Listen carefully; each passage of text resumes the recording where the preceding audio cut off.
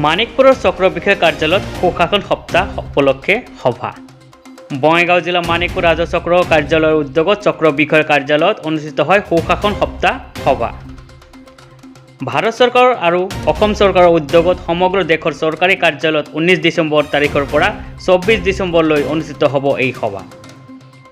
আজি মানিকপুৰ ৰাজহ চক্ৰ কাৰ্যালয়ত চক্ৰ বিষয়া ৰাজেশ সিনহাৰ পৌৰোহিত্যত অনুষ্ঠিত হোৱা সভাখনত দুৰ্যোগ ব্যৱস্থাপনা মিছন বসুন্ধৰা 3ৰ ওপৰত বিতং আলোকপাত কৰা হয়। দুৰ্যোগ ব্যৱস্থাপনাৰ অন্তৰ্ভুক্ত ঘটনাসমূহ আমাৰ সমাজৰ পৰা নাইকিয়া কৰাৰ বাবে ৰাইজক সজাগ কৰাৰ লগতে ইয়াৰ জৰিয়তে ৰাইজক কেনেদৰে সহায় কৰিব পাৰে তাৰ ওপৰত আলোচনা কৰা হয়। মিছন বসুন্ধৰা 3 জৰিয়তে চৰকাৰী খাছ মাটিত স্থাপন হোৱা ঘৰবাৰীৰ লগতে চৰকাৰী শিক্ষা অনুষ্ঠান, ধৰ্মীয় অনুষ্ঠান, প্ৰতিষ্ঠান, সামাজিক অনুষ্ঠান আদিৰ আবেদন কৰাৰ প্ৰক্ৰিয়া বিতংভাৱে আলোচনা কৰা হয়।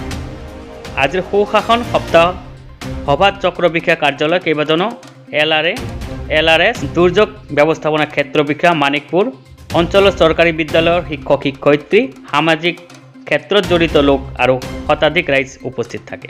News desk, business fast 24। ইয়াতে আমি দেখিব পাৰিছে আপোনালোকে আমাৰ পিছফালে আমি বেনাৰটো লগাই থৈছো। ইয়াতে যিটো আমাৰ গুড গভৰ্নেন্স উইক ভাৰত চৰকাৰ তথা অসম চৰকাৰৰ অধীনত আমি 19 তাৰিখৰ পৰা 24 তাৰিখলৈ ডিচেম্বৰ মাহৰ 2024 চনৰ সুশাসন সপ্তাহ আমি পালন কৰিছো। তাৰে ভিতৰত আজিৰ দিনটো আমি কাৰ্যসূচী হিচাপে লৈছো, য'ত আমি কিছুমান বিষয় বিতংভাৱে আলোচনা কৰিছো। খুবেই ভাল লাগিছে।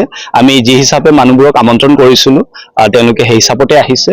তেওঁলোকৰ যিবোৰ অভিযোগ অজুহাত, যিবোৰ মানে ইছ্যুজ কোৱাৰিজবোৰ আছিলে, গোটেইখিনি তেওঁলোকে আমাৰ ওচৰত উপস্থাপন কৰিছে। আমি যিখিনি পাৰিছো আমি ৰিজলভ কৰিবলৈ চেষ্টা কৰিছো আৰু কিছুমান অনগয়িং প্ৰচেছতো আছে।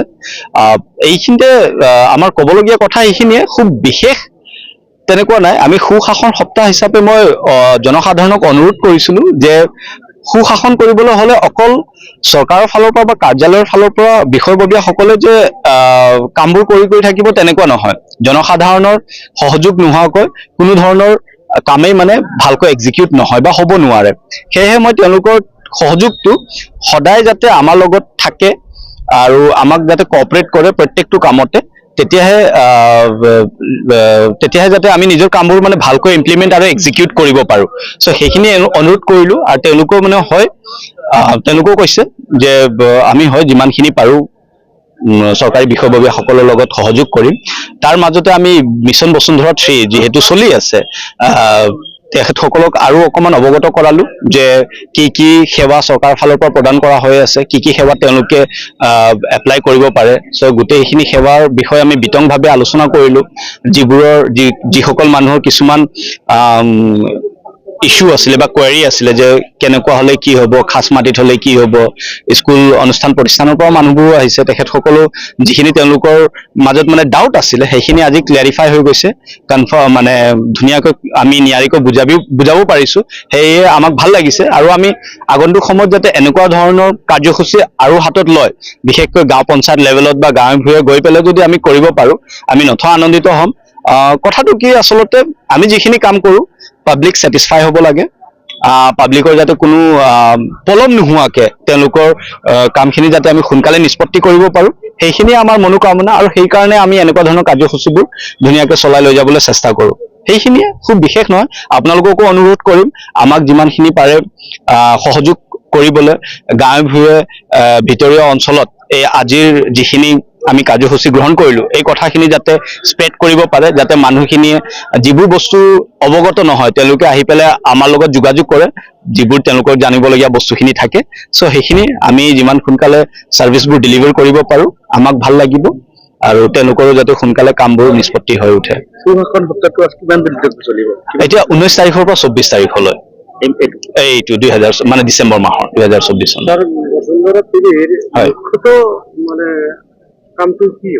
বসুন্ধৰা 3ত আপোনাৰ চৰকাৰে টোটেল 8টা ছাৰ্ভিচ নতুনকৈ দি দিছে। লগতে সেই 8টা ছাৰ্ভিচৰ ভিতৰত এটা সেৱা হ'ল মিছন বসুন্ধৰা 2ত যিবোৰ সেৱা মানে ৰৈ আছিলে সেইবোৰ আকৌ পুনৰীক্ষণ কৰা, মানে আমি আকৌ ৰিএছেছ কৰিব পাৰিম আৰু যিবোৰ কেছ মানে পেণ্ডিং হৈ আছিলে চ' কিহৰ কাৰণে পেণ্ডিং হৈ আছিলে আমি আকৌ ৰি এক্সামিন কৰি যদি আমি পাৰো সেইটোক আমি ৰিজলভ কৰিম চ' মিছন বসুন্ধৰা 2 কিছুমান মানে হেৰিবোৰ মিছন বসুন্ধৰা 3 চলিব আৰু তাৰ বাহিৰে 7টা চাৰ্ভিচ ইয়াতে হ'ব কিন্তু সেই 7টা চাৰ্ভিচৰ মানে বাকি কেইটা চাৰ্ভিচ আমাৰ চাৰ্কলৰ লগত উপযোগ নহয় কিয় নহয় কাৰণ ইয়াতে যেনেকৈ ধৰক আপোনাৰ স্পেচিয়েল কাল্টিভেশ্যন আমাৰ ৰাবাৰ কফি প্লান্টেশ্যনৰ ইয়াতে কোনো তেনেকুৱা ধৰণৰ নাই বা আমাৰ ৰায়তী সতিয়ানৰ তেনেকুৱা ধৰণৰ কেছেছ নাই বা ভূদান গ্ৰামদান নাই চ' সেইবোৰ আমাৰ ইয়াতে উপযুক্ত নহয় আমাৰ ইয়াতে বিশেষকৈ মই ইতিমধ্যে কৈছোৱে যে যিটো ৰিক্লাছিফিকেশ্যন শ্ৰেণী বিভাজনৰ কামটো আৰু নন জুৰিডিকেল এণ্টিটিজ বিলাক মানে অনুষ্ঠান প্ৰতিষ্ঠানবোৰ ছ'চিঅ' কালচাৰেল অনুষ্ঠান প্ৰতিষ্ঠানবোৰ শিক্ষানুষ্ঠানবোৰ যিবোৰ চৰকাৰী মাটিত আছে